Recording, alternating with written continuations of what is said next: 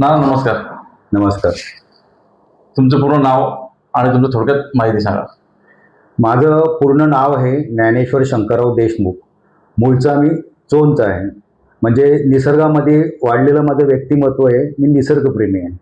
आणि आता रिटायर नंतर मी शासकीय सेवेत होतो. निवृत्त झाल्यानंतर मी निसर्गाच्या रक्षणाकरता नमस्ते बदलापूर हा मंच स्थापन केलेला आहे. त्याचा मी संस्थापक आणि अध्यक्ष आहे.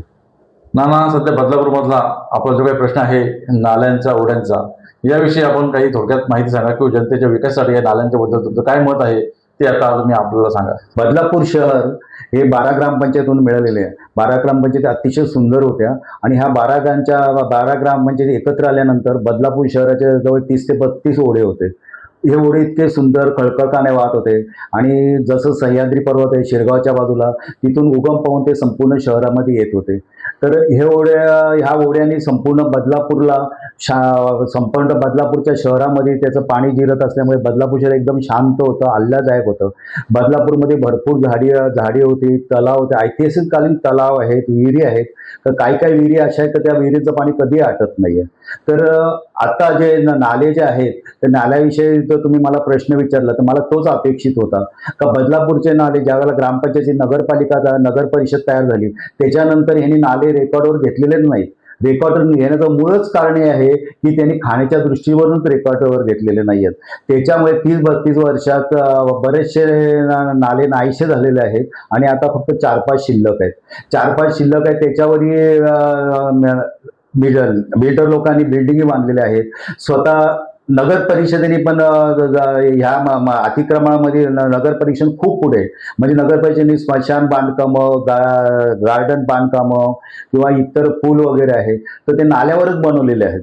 आणि ते पूल स्वतः करता बनवण्यापेक्षा त्यांनी बिल्डर लोकांच्या कशी सोयी ह्या करता बनवलेले आहेत.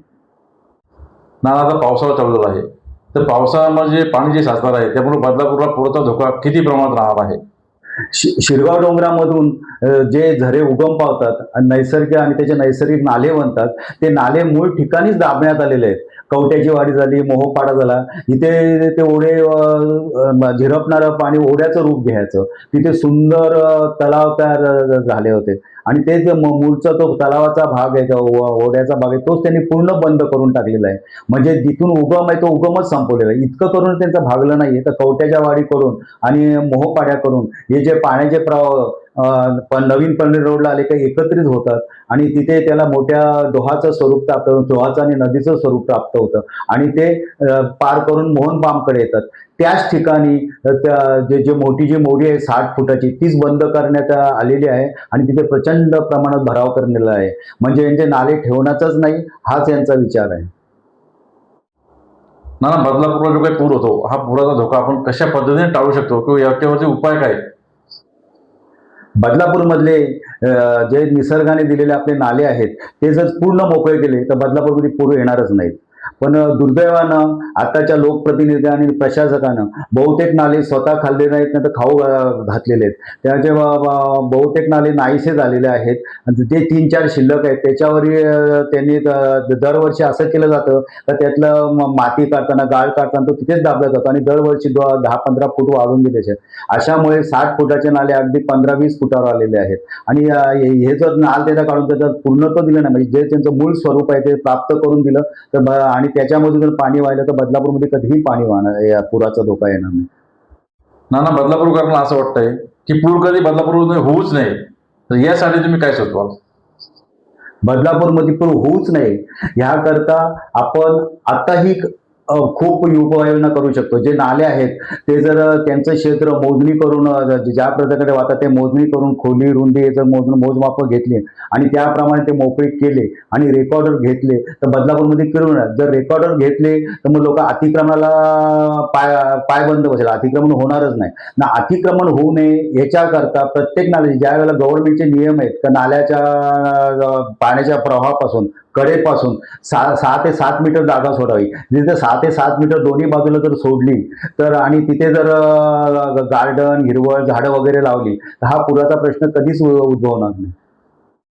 बदलापूरसाठी तुमची एक प्रेरणा आहे. तुम्ही एक ज्येष्ठ नागरिक असताना देखील बदलापूरच्या विकासासाठी झटत आहात आणि तुम्ही आज आमच्या स्टुडिओमध्ये इथे आलात अजून तुम्हाला काही सांगायचं असेल तुम्ही सांगू शकता. आपण मला स्टुडिओमध्ये बोलवलं आणि नाल्यांच्या प्रश्नावर बोलण्याकरता संधी दिलीत, याबद्दल मी आपला आभारी आहे. तरी देखील मला हे सुचवायचं आहे का बदलापूरचं नाले हे जीवन आहेत आणि बदलापूरचं जीवनच त्या नाल्यांशी बांधलं गेलेलं आहे. हे जर नाले व्यवस्थित केले आणि त्या बाजूला दोन्ही बाजूला जागा सोडली तर बदलापूरचा विकास चांगला आहे. आणि नाले आणि विकास हे एकमेकाशी निगडीत आहेत, म्हणून नाल्यांचा विकास झाला तर बदलापूरचा विकास आहे. तुम्ही आमच्याशी नमस्कार. बातचीत केली त्याबद्दल धन्यवाद. धन्यवाद.